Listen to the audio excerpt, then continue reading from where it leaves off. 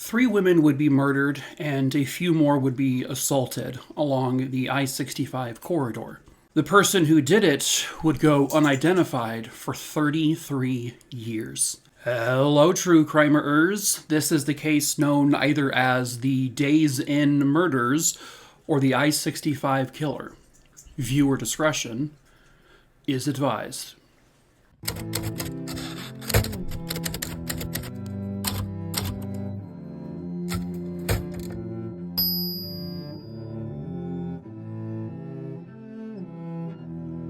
In 1987, Vicki Lucille Heath was a 41-year-old mother of 2 adult children. Vicki lived most of her life in Hardinsburg, Kentucky. But shortly before this case happened, she had moved to the Radcliffe, Kentucky area, which I guess is about 35 or so miles east of where she grew up.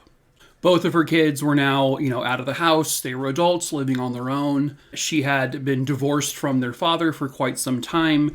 But at the time of this story, she was actually engaged, happily so, and excited to get married and move on with the next chapter of her life. Her fiance brought in a decent amount of money, but she felt like she really wanted to still go out there and contribute financially to this relationship. So she would get herself a part-time job. She ended up taking a job as a night auditor at a Super 8 motel in nearby Elizabethtown. Primarily, she manned the front desk, that kind of thing, and she always worked overnight. So it was usually like dead quiet for most of the evenings, and she just basically got to sit there and read and check in a few guests as they came in, but it was usually pretty boring. Not much really happened. It's easy money. This was like a popular stop for truckers, especially because it was along the I-65 corridor. And so a lot of truckers and traveling salesmen and whatnot would kind of get off the freeway and go to this particular hotel. On February 20th, 1987, Vicki had gone into work expecting yet again another quiet evening. The evening manager, I guess, was there with her for a little bit, but left sometime around 11 p.m. or midnight. And then from 11 p.m. on, Vicki would be in the hotel by herself. At 6:38 a.m. on February 21st, 1987, the Elizabethtown Police Department would get a phone call from someone staying at the Super 8 motel. Basically, they told police that, hey, we got down to the lobby and it looks like a brawl had taken place. Like, everything is just everywhere. And there's no front desk person. There's no employees here at all. But it looks like something big went down in here. So police quickly arrived and they confirmed that, 1, there was no employees there, and 2, the lobby looked like a wrestling match had taken place. I mean, there were chairs overturned. They had a payphone in the lobby that was like literally ripped off of the wall. There was like papers and just little objects just sort of thrown everywhere. Someone put up quite a fight, at least. Vicki Heath, who had been the night auditor, she was nowhere to be found. And they, started searching the hotel top to bottom to see if they could find her. The immediate thought that the authorities have is, based on this scene, something really bad probably happened to her. There wasn't like any blood in all of the chaotic, just crazy mess. But they had a feeling that obviously something bad happened to someone. And it wouldn't take long for them to find out what that was. As they're searching the premises of the Super 8, they start searching outside, and there is the back door which goes to where their dumpster is. They have an officer out there searching, and he notices behind the motel's dumpster is a body, and it would be confirmed to be that of Vicki Heath. Her clothes were partially on, but they had been ripped and torn a lot. And her shirt had been pulled up, her, pants had been kind of pulled down a little bit. And later on, when the coroner would do his examination, They did determine that Vicki was a victim of a sexual assault, and her cause of death was 2 gunshots to the head by a .38 caliber weapon. They did find DNA, male bodily fluid, inside Vicki, so they collected it and they stored it. Now, this is 1987. DNA is still very, very much in its infancy. It's barely really ever been used that much. So, but thankfully, they knew to collect it and store it in a safe manner that would stand the test of time, and it did. Now, the hotel lobby, in all of its craziness, it did kind of look like your sort of cookie-cutter robbery type thing, where like people are, chucking things, trying to find things. But at the same time, it's a hotel lobby. What are you really going to find in there? It didn't look like anything had been taken, and they weren't sure. They couldn't really determine if any cash had been stolen from this particular location. So other than the DNA, which they could only do very limited, testing on, they didn't really have any evidence. I mean, next to her body, they did find some, shoe prints in the mud, but it had also rained that night, and so they really weren't going to be useful shoe impressions because they were kind of washed away at that point. They did also see, tire tracks of a car kind of near her, which they believed probably belonged to the killer. But again, the water and the rain had kind of washed most of it away, so it would have been impossible to really use them. They investigated Vicki's life, to see if maybe this was a personal attack on her. They looked into her fiance, they looked into her ex-husband, because those are typically going to be your top 2 suspects in a situation like this. But the police were able to very easily, very quickly rule both men out through alibis and other things like that. And so it wasn't them, and they found she had no enemies, there were no affairs going on, there was no jilted exes, there's no, she doesn't have anyone at work that, hated her, nothing. She's this super lovely, bubbly, happy person who's just, all about, just being happy. She was sort of the epitome of, what a person working in the hotel industry should kind of be like, very friendly and outgoing. And she just never really set anyone off the wrong way. And so they really determined that this was ultimately a very random act. The two, the killer and Vicki, they didn't know each other. And her case would go cold very quickly. 24-year-old Mary Margaret Hill, who would go by Peggy to everyone in her life, she lived in Maryville, Indiana, with her parents. She was the youngest of 4 kids. Peggy was described as a very creative person, and she loved to use her creativity when doing art, and also in baking. She loved to bake and to cook, and she was very creative with her creations. She was a college graduate. She had actually just recently graduated from college, and she was working part-time at a Days Inn nearby. And this was the Maryville Days Inn. She was also the night auditor, and she worked the overnight shift, basically at the front desk.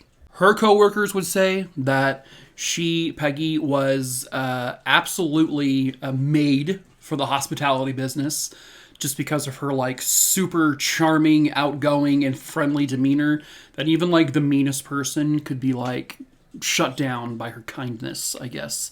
She was someone who was described as very patient as well, which you kind of need to be in that environment. So she would usually start her shifts at 11 p.m. And this particular Days Inn, by the way, is also located off of the I-65 corridor. And it was another popular place for truckers, for traveling salesmen, and the whole works, to stop at this type of hotel and stay there overnight. March 2nd, 1989 was just like every other night for her. Before she left for work, she had baked a cake for her dad. His birthday was going to be the following day. She loved her dad, and she always loved baking for him, especially for his birthday. And so, unfortunately, she would say goodbye, kiss him goodbye, and say, "I'll see you later." But unfortunately, it would be the last time that he would ever see his daughter again. She left for work and got there shortly before 11 p.m. and clocked in. The hotel's GM would speak to Peggy over the phone, I guess, which was pretty customary for that to happen when someone takes over the next shift. The GM says at the time of the phone call, everything was normal. Everything seemed perfectly fine with Peggy. And yeah, she was her normal self. At 1:30 a.m., Peggy would check in a guest who had just arrived, and the guest said that they were done by about 1:40 a.m., and that's when the guest went to their room. The guest later on would say she seemed perfectly friendly. She was very hospitable. She was great. Nothing seemed off. 20 minutes later, at 2 a.m. approximately, a young 18-year-old, I guess, college student walks in to get a room for the night. I guess maybe he was on the road. But when he gets in there, there's no one at the front desk. There's no one anywhere. There are no employees to be seen anywhere in the lobby or even outside at all. He rings the little bell. He calls out for someone to come help him, but no one responds. And so a few minutes later, he decides to just leave, and he goes to another hotel down the road. At 5 a.m., Peggy was expected to call the GM because that was part of their process, their protocols, what have you. It was something they were required to do. But the GM never got a phone call from Peggy. And so after waiting about 10 minutes or so, thinking, maybe she's with a guest or something, the GM decides to call the hotel, but no one answers. She calls back again a couple minutes later. Nobody answers. So now she's feeling concerned. Something feels off. So she contacts the police, in which the police get there sometime around 6 a.m. At that point, there's like a line of guests waiting in the lobby, looking to be checked out, but they're not being helped, obviously, because there's no employees there. The lobby itself, other than it being full of people, does not appear to be in any disarray. There's no signs of struggles. It all seems hunky-dory, like nothing happened. They do find Peggy's wallet, her purse, her keys, all behind the front desk still. And her green Plymouth Volare vehicle was still parked outside exactly where she parked it the night before. But, again, no sign of Peggy. They did notice in this occasion that the cash till behind the front desk had been forced open. It was broken, and the GM would later state that roughly $180 or so was taken out of the till, and it was not accounted for. So now in this situation, it appears that this may have been a robbery gone wrong. But where's Peggy? So they're searching the hotel, of course, top to bottom, left to right, the whole thing. The GM tells them, well, there is a section of the hotel, because it's, I guess, the winter months, they don't book the whole hotel out. So there's like a little sliver of the building that's completely unoccupied and empty during the winter months. And so they basically start to search that area. They go up the second floor, and there is like a very long hallway. When they get to the end of that hallway, they find Peggy. Her nude body was found next to the emergency exit. Her clothing had been taken off and folded neatly and put in a pile nice and tight and neat right next to her body. The coroner determined that she had also been sexually assaulted. They also were able to collect male bodily fluid from her, and her cause of death was she had also been shot twice in the head. In this situation, she had been shot with a .22 caliber weapon. After interviewing numerous people, witnesses who would come forward, all within literally a small chunk of time that morning, they determined that likely between 1:40 a.m. and 2 a.m., Peggy had to have been robbed, probably at gunpoint, maybe at knife point. They weren't sure exactly what he used at first. Then, for some reason, took her and sexually assaulted her in a closed-off part of the hotel, and then shot her twice. At first, police were they had a hard time determining if was robbery really the motive, because it was just a small amount of money they got, or was the sexual assault the motive? They really weren't sure. Possibly money was stolen to make it look like a robbery so that police would be thrown off a little bit. Who knows? They do, however, believe that this was likely a random and unplanned murder. That being said, they of course would look into Peggy's life and interview a bunch of people. Again, kind of the same thing as before. Super chill person, a very happy, bubbly person, had no enemies, everyone loved her. She never got into fights with anyone. She had no jilted exes. Nothing of the sort, nothing untowards in her life at all. So they concluded that she was not specifically targeted. This was just she was here, and so it happened to her. It could have been literally anyone. As all of this is kind of unfolding, as the body's being discovered and all that, they barely have a chance to really start the investigation because it would happen again. Jeanne Gilbert was born on November 18th, 1954. She lived most of her life in Jasper County, Indiana. In 1989, the 34-year-old was a mother of two, and she was also divorced. Her primary job was she was like a bookkeeper, but I guess she wanted some extra work for extra cash flow. So she got a job at a hotel, in particular, a Days Inn hotel. She got a job at the Remington Days Inn. So this is a different hotel than the one I just talked about. She too worked as the night auditor, so the overnight shift.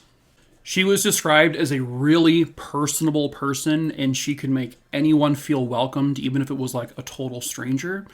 And she was also a very loving and supporting person, and she was working two jobs and overnight work and maybe not seeing her kids as much, but because she wanted to have the money so that the kids could live a good life, she wanted to be able to support her kids. And that's why she was working so hard.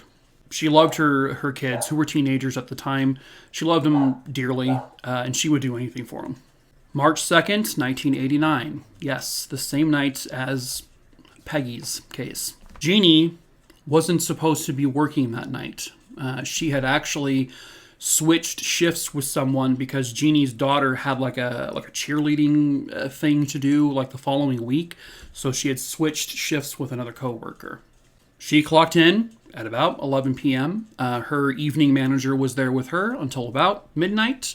And then when they left, Jeanne was in the hotel alone. When they left, by the way, they said everything was normal. She was in really, Jeanne's in really good spirits. This is a normal thing for her. She's used to it. And so she was fine. This Days Inn is also off of the I-65, and it's about 50 miles away from the hotel in the previous story.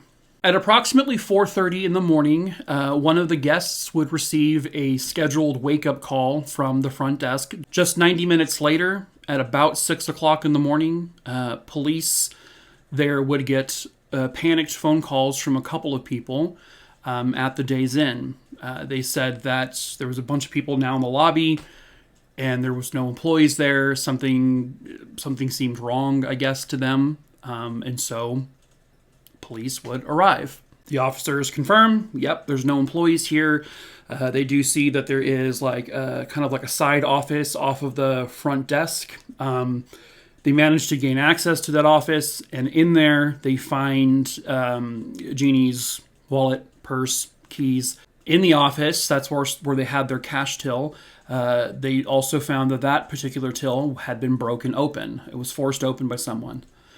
The GM of that hotel will later declare that about $250 or so was taken. Jeanne, however, nowhere to be found. In this case, they search the hotel, they search every possible location, and she can't be found anywhere. But just a short time later, police would get another panicked phone call, this time from a school bus driver, because this bus driver found a body, and this was on the side of County Road 150 West. Police arrive, and soon they're able to identify the body as that of Jeanne Gilbert. Later, it was determined by the coroner she had been sexually assaulted. There was male bodily fluid left inside, which was collected and stored. She had most of her clothing on, but was ripped. She had been shot 3 times in the head, and this was also by a .22 caliber weapon. They believe that she had been killed somewhere else, and then this was literally just like the dump site. Based on several witness interviews, and even interviewed a farmer who came forward to police very quickly to say that he heard 3 loud gunshots just a little bit earlier that morning. They were able to determine, based on the wake-up call at 4:30 a.m. and when the farmer heard the gunshots, that she was likely kidnapped literally just after 4:30 a.m., so just after she made that phone call. Same as before, police look into her life. They do a lot of digging. They ask around. They ask her ex-husband. Same thing. No enemies. Everyone loved her. No one would do this to her. Again, she wasn't targeted. This was another random attack. Pretty quickly, it would be determined that both Peggy and Jeanne were killed likely by the same person. At first, authorities were having a hard time kind of believing that because the hotels were 50 miles apart, but it was feasible. It could absolutely be done. Because other than Jeanne being taken off property and dumped somewhere else, these crimes were identical. They were the same thing. The media would end up labeling this the Days Inn murders, and a lot of people would also refer to it as the I-65 murders. Pretty quickly, Indiana State Police would take over from the local authorities, and one of the very first things they did was they tested the bullets found in each victim, or by each victim, and it was a 100% conclusive match. Both victims, Jeanne and Peggy, they had both been shot by the exact same gun. So they knew they were at least killed by the same weapon, and more than likely the same person, but... So what they do is they start interviewing guests from both hotels. They go after every single guest who had stayed there. And in particular, they looked at that 18-year-old who actually came forward when Peggy was discovered. When he found out about this murder, he actually went to the hotel and talked to police and say, hey, I got here at 2 a.m. and there was no one here. So I wanted, he wanted to provide that window of time. But they kind of looked at him immediately. Oh, you're the suspect then, because, that's probably around the time she was taken and killed. I don't know if he would be that forthcoming, though, or make himself look obvious. But eventually, they were able to rule him out, and they were able to rule out literally every single guest, in particular the male guests, that none of them had committed these crimes. They brought in a profiler to see if they could figure out who this guy is, kind of. And they determined that the killer was a white male, somewhere between the ages of 20 and maybe 40, had numerous run-ins with the law, and the motive here was primarily robbery. Later, the FBI would get involved at some point, and they had a profiler, and they disagreed with the profile. They said that, no, this person definitely probably has had no run-ins with the law, and that the motive was likely sexual in nature, and that these were random, spur-of-the-moment, unplanned attacks. So there was conflicting opinions on who this person would be. They kind of both agreed, though, all sides here agreed that this guy was probably, he killed once, and then he probably liked it, and then he wanted to do it again, and then again. So they're thinking, this guy may be a serial killer now at this point. On January 21st, 1990, roughly 10 months after the murders, and now we're in Columbus, Indiana, a 21-year-old night auditor was working alone on the overnight shift at their local Days Inn hotel. At approximately 5 o'clock in the morning, a man walks in that she would describe as a typical blue-collar trucker. He was approximately 6 foot tall, somewhere in his mid-30s to mid-40s, medium-length brown hair. He had a full, kind of brownish and grayish kind of beard. She would say that he had very striking, green, very bright green eyes, almost yellow. And one thing she noted was that he appeared to have a lazy eye. So when he walks in, she says they have a conversation. He asks where there is to eat around there. She tells him, and then he leaves. 20 minutes later, he comes back in holding a cup. He walks up to the front desk where she's sitting, and he takes that cup, which turns out to be piping hot coffee, and throws it in her face. He then forces her to open up the till to get whatever money there is, which she complies. She doesn't know, like, he does not show a gun or a knife, but she believes he has a weapon. She just didn't see it. And then he forces her to, like, this back secluded part of the hotel where no one was staying, and he sexually assaulted her. And then afterwards, he apparently takes her outside and tells her, turn around and start walking. And she felt at that point, I'm about to die. He's about to shoot me in the back of the head. And she just keeps walking and walking, keeps expecting to hear a gunshot, but it never comes. She finally has the courage to turn around, and he's gone. He left her. He left her alive. Didn't kill her. So she immediately calls 911, and obviously she's in a complete state of just shock, but she is able to give them a description of the man. They end up coming up with like one composite drawing, and then they would later on have another composite drawing. Both of them kind of similar, but she didn't recognize the man. She had never seen him before. They did perform like a sexual assault kit on the victim, and they were able to obtain male bodily fluid from her as well. In 1991, another woman at another hotel who was working the front desk was robbed at gunpoint. She too was sexually assaulted. She too was forced to start walking away, thinking she was going to die, but he let her live as well.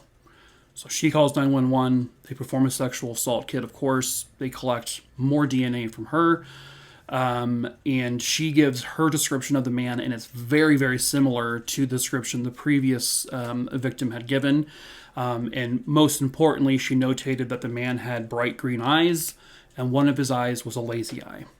So now they have that very distinct connection between these two recent assaults.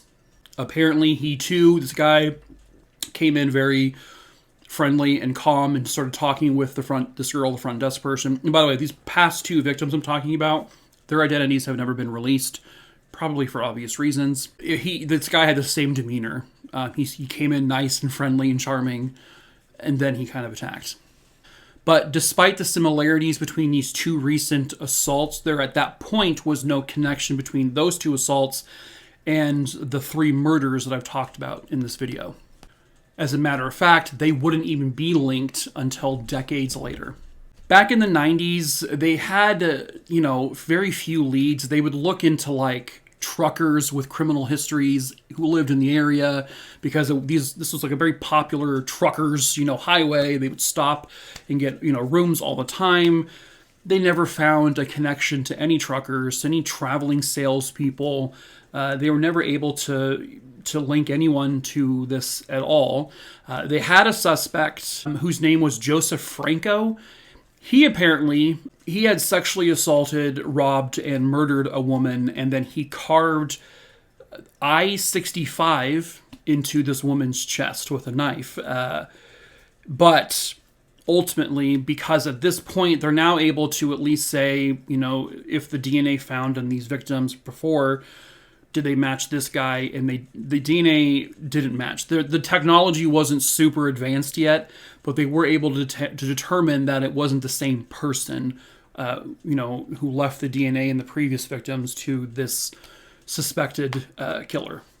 That being said, they were able to confirm at this point in the early to mid-90s that the DNA found with Peggy and with Jeanne and the unnamed 21-year-old victim, those three were linked conclusively. So they know that they were the same person. They hadn't yet, I guess, tested the DNA from the other woman yet. And at this point, they have absolutely no idea about Vicki Heath, the first story I told. There wasn't like a nationwide database yet. CODIS, as we all know from like forensic files, CODIS wasn't around yet. So they couldn't just plug in DNA and then boom, there we got a match. That wouldn't come along for a little while later. So pretty much they would end up having almost no suspects. They hunted down every lead they could get, every tip, but none of them came to any kind of conclusion. And it all just led to dead ends. So it went cold, and it went cold for quite some time. It was in 2010 that they finally had a hit. When they plugged in the DNA from Peggy, Jeanne, and the 21-year-old victim, they found that there was a match to another sexual assault murder that took place in 1987. That's when they finally linked the murder of Vicki Heath to now these other 3 victims. And it was the same man who sexually assaulted those 2 women also did that to Vicki. And then I guess it was in 2013 when they again ran another CODIS search. And that's when they linked that other victim, the second victim who survived. They linked the DNA in her case to all of the other 4 victims. So now we have 5 victims, 3 of which who were murdered. But they now know were committed all by one man. But who was that man? They did not know. They were pretty confident, though, that Vicki Heath was likely the first of this guy's murders, and not like the middle of something. They couldn't say for sure, but nothing else ever linked to it or was similar enough. So they felt like she was the first. It actually wouldn't be for like another 8 or 9 years until they finally discovered the identity of this psychopath. It was in April of 2022, so this was very recently. They used the same method that's been used a whole bunch of times recently to solve a whole bunch of cases or identify Jane or John Does. They used the genealogical DNA profiling testing, and they linked it to family members and that kind of thing, and they finally had a name to this DNA profile. His name was Henry Edward Greenwell. Henry was born on December 9th, 1944, and he lived most of his life in Louisville, Kentucky. Not much is known about his personal life, but contrary to one of the profiles that said he never had run-ins with the law, he did have plenty. In, let's say, 1989, he had been arrested for a traffic violation and domestic abuse. And this was I think it was in Wisconsin. He was arrested a second time in 1989 for violating a restraining order. And he was only given 15 months probation for that. So he basically never really served prison time. He had, I guess previously had, convictions or at least charges for sexual assault in the past. This is a guy who apparently escaped jail on a couple of occasions. He just had like this sort of laundry list of a criminal history. So this whole profile about him never having run-ins with the law was BS. He was arrested again in 1998 for felony possession, which he served a little bit of time for. But apparently after that, Henry Greenwell matured and became a respectable adult. His friends, family, neighbors all described him as this kind, caring, loving man, and first and foremost was described as the most generous person you will ever meet in your life. He was described as being super charismatic, just very outgoing, but also at the same time, they said he had a very calm demeanor, very passive. He wasn't like a rugged guy. He was very much into gardening, things like that, reading, writing, just very chill things. Little did all the people in his life know that he was actually a piece of shit and a psychopath murderer. But he got to live a normal life. He worked for 30 years for the Canadian Pacific Railway. Everyone there said he was a great guy.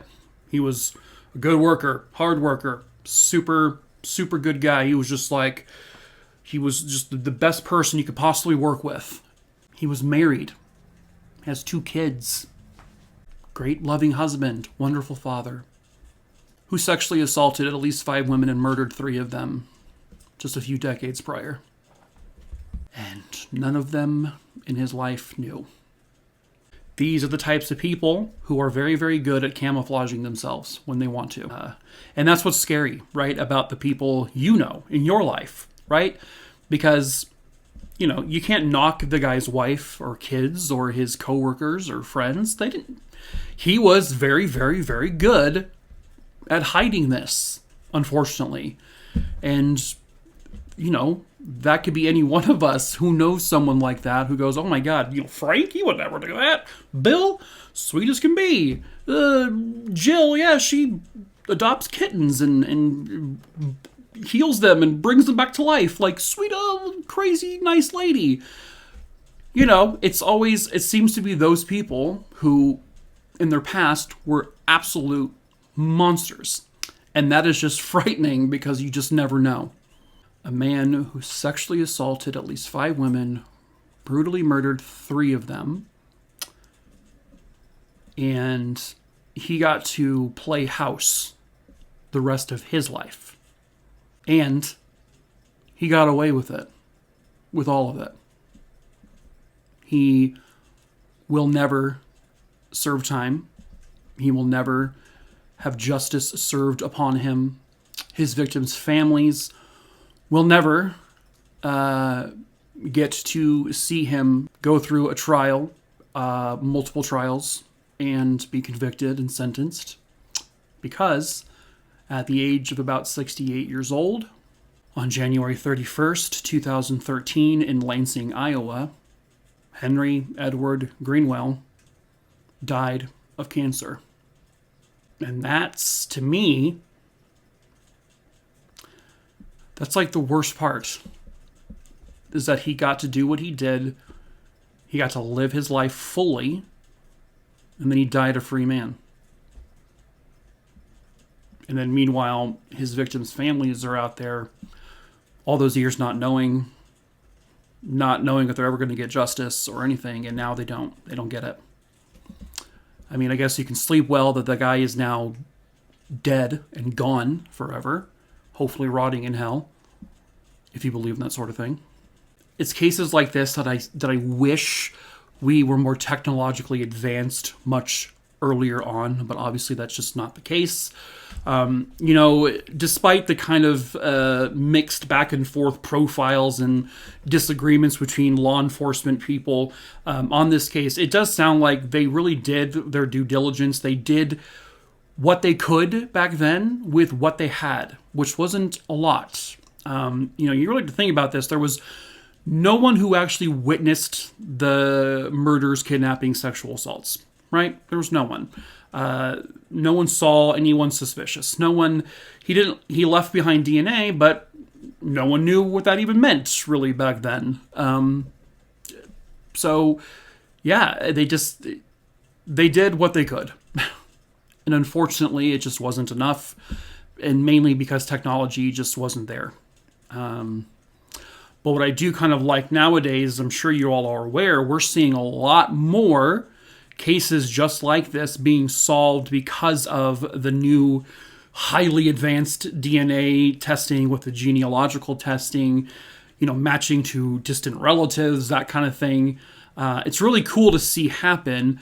And I'm glad that a lot of families are getting their justice now, even if it's decades later. I'm glad that victims are being identified who were not identified decades sooner. It's really cool. It's a bummer that it happens like this sometimes, where the guy got to get away with it because we weren't advanced enough. But no one's to blame for that. By the way, there are thoughts and rumblings that there are like a few, I guess, very similar cases that happened over the years that could potentially have been linked to this man. But there was never any DNA left behind, or it had never matched him. So they only have 5 confirmed cases in which he was involved. I hope the victims' families got some kind of closure from this, but this type of outcome has just got to be really difficult to accept. But that is it for this case. I hope you found it interesting. As usual, if you are stumbling and falling into this channel for the first time, I'm Mike. Hi. I tell true crime stories, obviously. I tell 4 crime stories a week on here, Sunday through Wednesday. So please subscribe, like the video, even though it's a grim topic, like the video, and then, hit the bell and all that stuff, share the videos, whatever you want to do. You do you. Secondly, if you have a case you would like to see me cover, please send me an email. The information is in the description below. In the description below is also my link tree. Go there first, check on my crimerer case list, scroll through. It's a very long list, I know. Scroll through or search for a name. And if you see the name already on there, don't email it to me. I will cover it eventually. I pick these cases as random as I can possibly do so that it's fair. But it will get covered at some point. If you don't see the name, then email me the name, where it happened, when it happened, and I will add it to my list eventually. I promise. It might take me a while.